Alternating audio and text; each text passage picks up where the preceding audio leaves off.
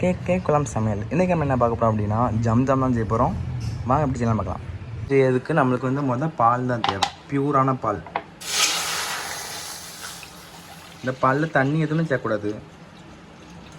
இதில் நம்ம லெமன் இல்லைன்னா வினிகர் அதை ஊற்றிக்கிடலாம். ஊற்றிட்டு நல்லா திரண்டணும்.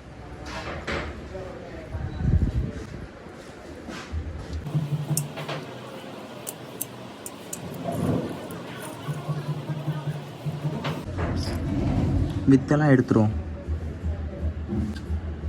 இவ்வளோ லெமன் தண்ணி கிடச்சிருக்கு, இவ்வளோத்தையும் நம்ம ஊற்றுவோம். புளிஞ்சு வச்ச லெமனை நம்ம இப்போ ஊற்றிடலாம். ஊற்றிட்டு நல்லா நான் கிண்டி விட்டுருவோம். கிண்டி விட்டால் நம்மளுக்கு அந்த இது அப்படியே பரவணுன்னே நம்மளுக்கு உடனே இதாகிரும். அது பார்க்க சூப்பராக இருக்கும். எப்படி சொல்லணும்னா கடும் மணக்காக இருக்கும். நல்லா திரண்டு வரணும்.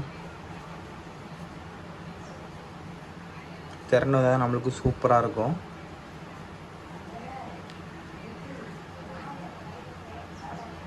இதாகிட்டு பார்த்திங்கன்னா திறந்துட்டு இன்னும் கொஞ்சம் நேரம் இருக்கட்டும். அதுக்கப்புறம் நம்ம வடிகட்டிடுவோம். வடிகட்டி அதுக்கப்புறம் இதை பசைய தான் செய்யணும். இவ்வளோன்னு தான் கிடச்சிருக்கு பார்த்தீங்களா, இவ்வளோன்னு தான் இருக்குது. என்னையும் மறுபடியும் இன்னொரு தண்ணியில் அவளுக்கு கழுவணும். கழுவிட்டு அடுத்து நம்ம பிசையலாம். நல்லா வாஷ் பண்ணிடுவோம். பால் திறனதை வடிகட்டி இது மேலே வச்சுருக்கோம்.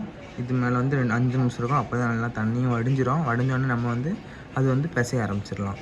5 நிமிஷம் கழிச்சு நம்ம எடுக்கலாம். வச்சு உள்ள எப்படி இருக்குன்னு பாருங்கள். எப்படி இருக்குது பார்த்தீங்களா?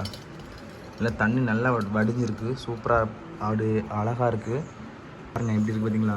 அப்படியே கடம்பு கணக்காக இருக்குது.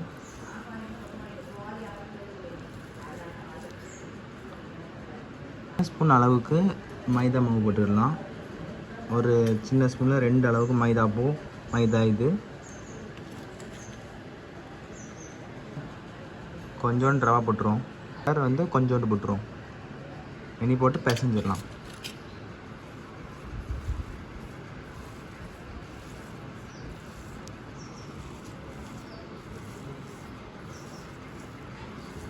இப்படி பிசைஞ்சு விடுங்க நல்லா.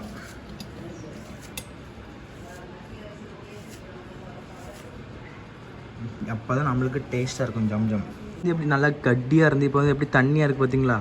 எப்படி தண்ணி மீன்ஸ் நல்லா ஐஸ்கிரீம் கணக்காக ஜம்முன்னு அழகாக இருக்குது. வாசமே கடம்பு வாசம் அப்படி இருந்த மாதிரி இருக்குது.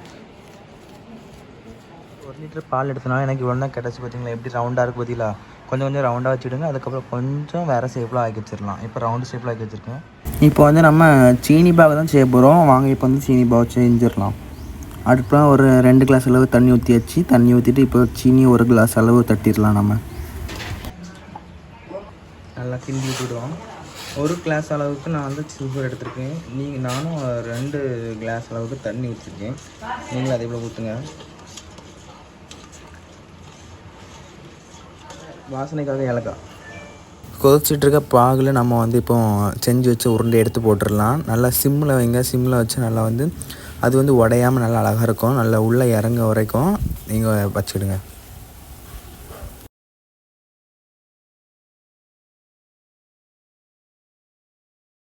ஊற்றிருக்கு பார்த்தீங்களா? நல்லா மிந்தி கொஞ்சம் குட்டியாக இருந்து இப்போ நல்லா ஊற்றிருக்கு. நல்லா குடிச்சிருக்கு பார்த்தீங்களா?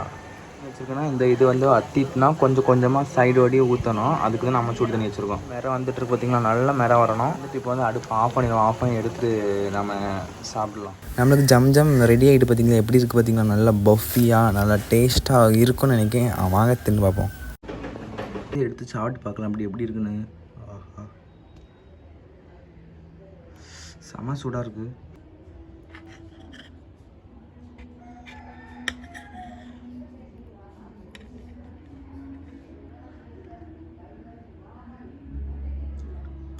செம்ம டேஸ்ட்டாக இருக்குது. மறக்காம நீங்களும் பண்ணி பாருங்கள். பாய்.